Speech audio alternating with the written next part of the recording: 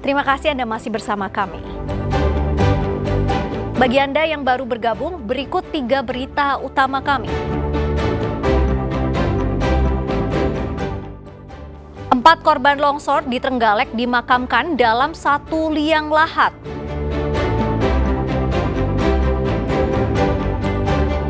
Kompleks kandang ayam terbakar di Jember, sebanyak 24.000 ayam potong mati terpanggang.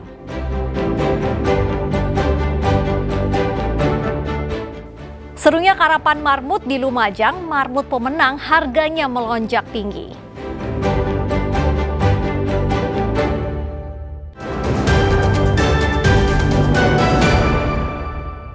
Setelah melakukan pencarian selama 6 hari, tim SAR gabungan berhasil menemukan 4 korban tanah longsor di Trenggalek. 4 korban tewas yang masih satu keluarga tersebut ditemukan tertimbun material batu dan tanah sedalam 3 meter. Usai dievakuasi dan diidentifikasi, jenazah 4 korban dimakamkan dalam satu liang lahat.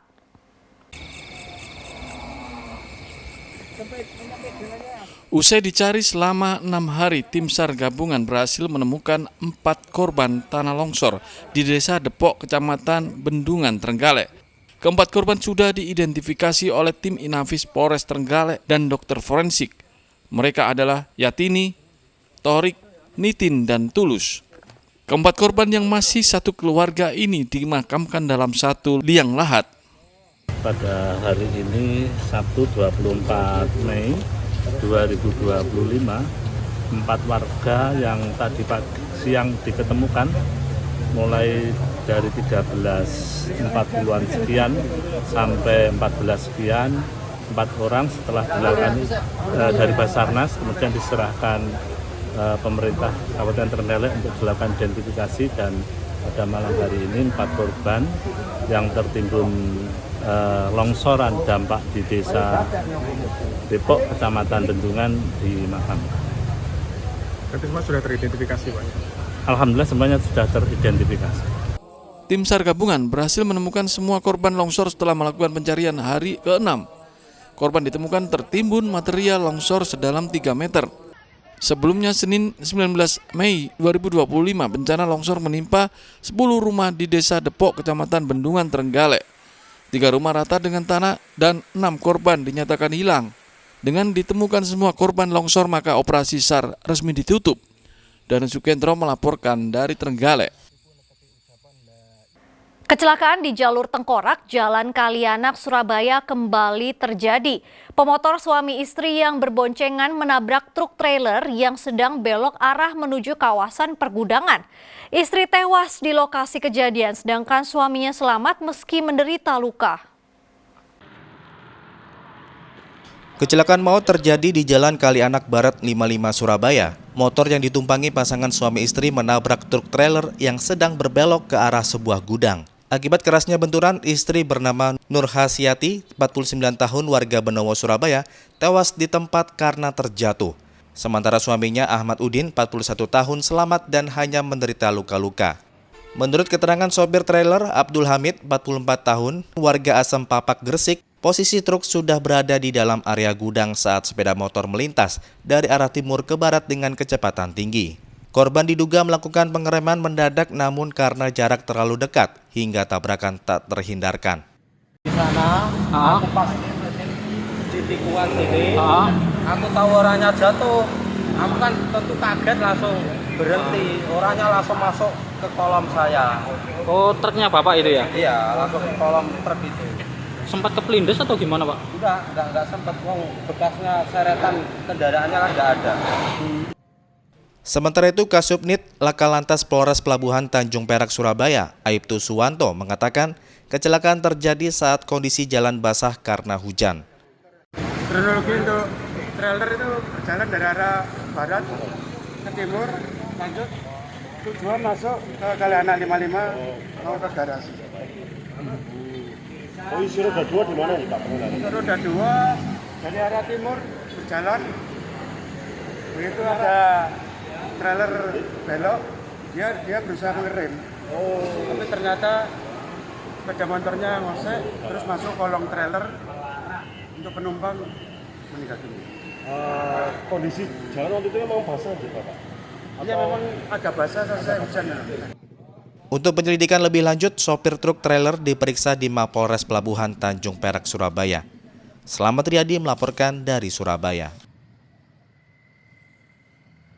Si jago merah menghanguskan 2 kandang ayam berisi sekitar 24.000 ekor ayam potong di Jember. Tak hanya membuat panik warga, kebakaran yang diduga berasal dari gas LPG untuk mesin pemanas kandang mengakibatkan kerugian hingga 4 miliar rupiah. Komplek kandang ayam yang terbakar ini berada di Desa Kaliwining, Kecamatan Rambi Puji, Jember. Lokasi kebakaran yang berdekatan dengan permukiman membuat warga panik. Upaya pemadaman yang semula hanya dilakukan dengan peralatan seadanya oleh warga tak membuahkan hasil. Kobaran api yang pertama kali terlihat dari bangunan kandang di sebelah timur, terus membesar dalam sekejap menjalar ke kandang sisi barat. Itu lari ke sini, soalnya kan api dari sini gitu loh. Dari timur ya? Iya. Terus merambat ke arah mana ini Pak? Ya ini dulu, ini.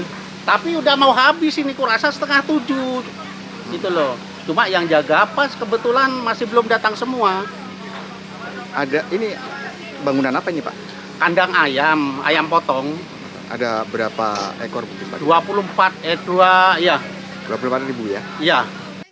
Upaya pemadaman baru mulai membuahkan hasil setelah 2 regu damkar Pemkab Jember tiba di lokasi. Namun demikian, 2 bangunan kandang sudah terlanjur lulu lantak dilalap api, termasuk 24.000 ekor ayam potong. Karena di samping itu ada kabel listrik yang menghalangi kita. Itu kabel listriknya posisinya terbakar juga. Kira-kira sumber api dari mana ini? Sumber api untuk sementara dari gas ya. Dari gas, diprediksi dari gas. Cuma untuk penyebab kebakarannya masih belum diketahui. Penyebab pasti kebakaran hingga kini masih diselidiki. Namun ada indikasi api berasal dari gas LPG yang digunakan sebagai bahan bakar mesin pemanas kandang. Tidak ada korban jiwa dan luka dalam peristiwa ini. Adapun kerugian materi ditaksir mencapai 4 miliar rupiah. Tommy Iskandar melaporkan dari Jember.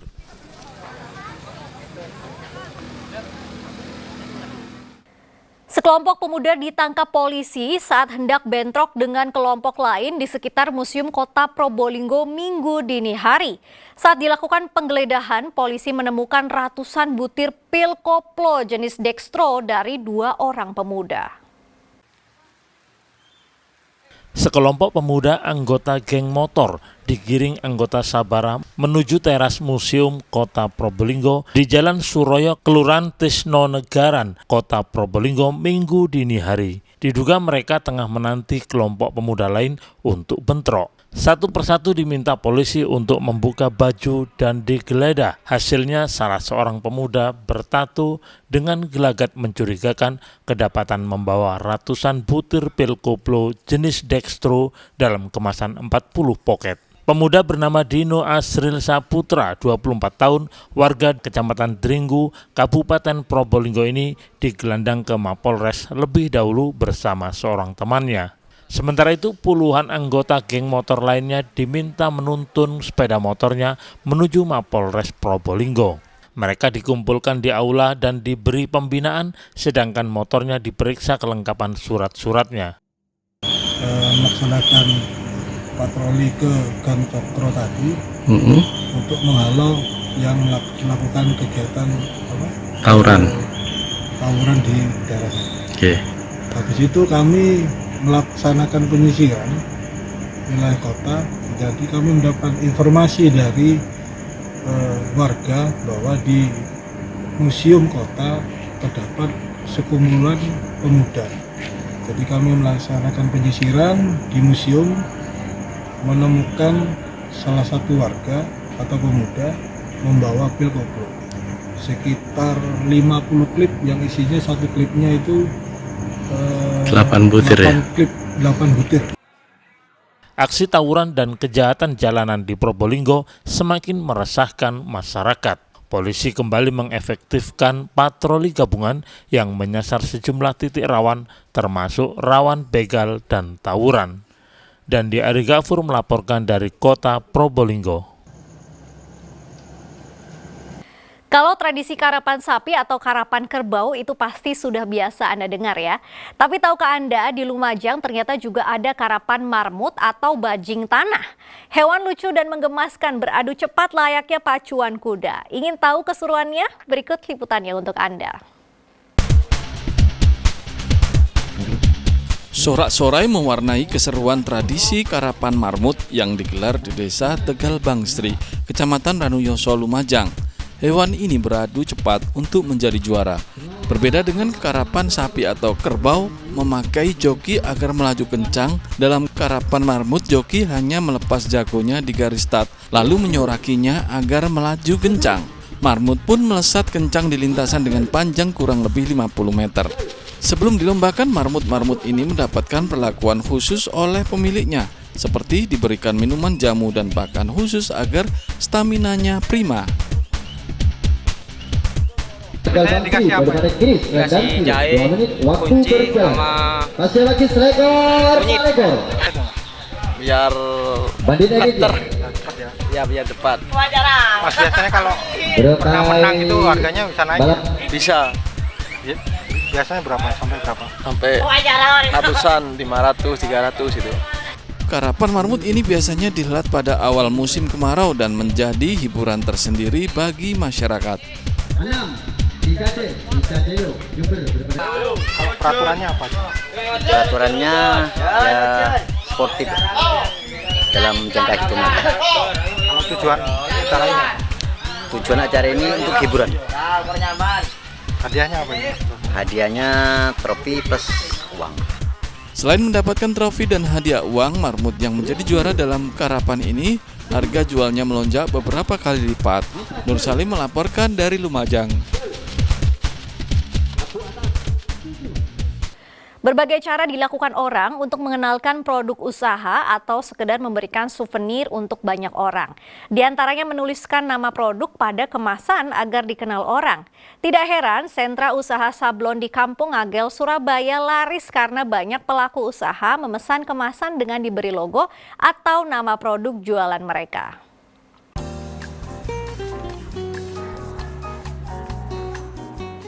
Di masa sekarang ini banyak pelaku usaha ingin mengenalkan dan memasarkan produk usahanya agar laku dan laris manis. Seperti penjual makanan dan minuman ringan, misal es teh atau kopi di sentra kuliner atau pedagang pinggir jalan. Para pedagang tentu ingin pelanggannya lebih mengenal produk dagangannya. Sehingga bungkus makanan atau gelas minuman sengaja diberi nama atau logo agar mudah dikenali dan diingat. Selain itu, penjual juga akan lebih gampang mempromosikan jualannya, baik secara konvensional maupun melalui media sosial. Di Kampung Ngagel Mulyo, Surabaya ada sentra usaha sablon atau percetakan rumahan yang melayani kebutuhan tersebut. Konsumen bisa memesan cetakan nama usaha, nama penjual atau logo sendiri di gelas minuman, bungkus atau kardus makanan. Perajin sablon tinggal mendesain nama merek atau logo sesuai pesanan dengan mesin cetak sederhana. Dengan hasil cetakan bisa mencapai ribuan buah. Sedangkan kalangan komunitas atau organisasi tertentu juga bisa memesan tas kain cantik untuk tempat souvenir atau hadiah. Cetakan nama atau logo di tas tersebut bisa dinilai sangat penting agar penerima souvenir selalu mengingat dan bahkan menjadi kenang-kenangan. Pak, ini udah berapa tahun Pak bisnis ini Pak, usaha ini Pak? Kurang lebih 25 tahunan. Iya. Ini mencetak apa saja Pak? Ini seperti spons, plastik, terus kardus gitu-gitu. Pak, untuk harganya untuk plastik, cup itu terus sama yang goodie bag kain terus kardus itu berapa? Itu variasi tergantung ukuran dan jumlahnya. Ya minimal ya ada yang 500 sampai 1000 gitu-gitu. Gali, salah satu pelanggan, mengaku memesan nama dan logo di gelas plastik minuman dagangannya. Ia sering memesan di sini karena hasil sablonannya jelas dan tidak gampang buram. Kalau cup polos kan pembeli cuma sekali beli, tidak tahu kita itu, dia tidak tahu kalau semuanya dia mau beli lagi, dia lupa di mana saya harus beli gitu kan. Kalau kita ada logo kita, terus ada nomor kita di dalam cup itu, nanti pembeli bakal kalau ada acara, ada pengajian apa acara besar gitu, dia bisa menghubungi kami dengan di nomor itu dan alamat tersebut. Berarti memudahkan pelanggan untuk mencari kita kembali. Untuk harga antara Rp400 hingga Rp500 per buah, khusus untuk pesanan gelas plastik. Pelanggan mendapat gelas yang sudah disablon sesuai desain pesanan. Sedangkan untuk tempat atau kardus makanan dihargai Rp200 per kardus dengan satu warna. Untuk tas kain, ongkos jasa sablon dihargai Rp500 per buah. Sedangkan pesanan sablon minimal berjumlah 1.000 buah. Tidak heran rata-rata pesanan bisa mencapai 500 buah untuk gelas plastik dan 2.000 buah untuk kardus makanan per hari. Tidak heran rata-rata pesanan bisa mencapai 5.000 buah untuk gelas plastik dan 2.000 buah untuk kardus makanan per hari. Orderan sablon gelas plastik biasanya ramai saat di musim panas atau kemarau, karena pedagang es teh atau minuman lainnya banyak diburu pembeli. Pemesannya pun tidak hanya dari Surabaya, namun dari luar kota, baik dari kalangan penjual makanan maupun organisasi atau perusahaan. Sujanto dan Sutrisno melaporkan dari Surabaya.